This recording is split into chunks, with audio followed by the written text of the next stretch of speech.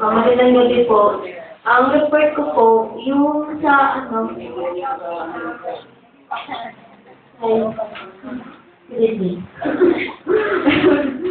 Yung sa po, tawag dito, sabi nabasa kong booklet, yung Turn on the Light. Sabi daw doon, yung lagi siya nagpapadala daw sa atin ng liwanag. Kasi yung liwanag doon na pinapadala niya daw, lagi natin inire-reject. Sino daw ba yung liwanag na yun? Dito si Jesus Christ.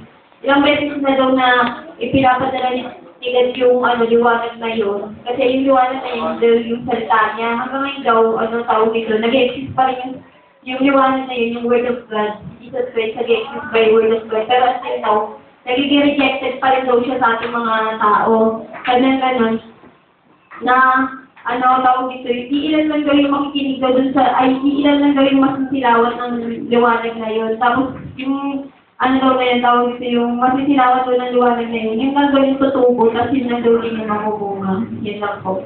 Si Ludoy.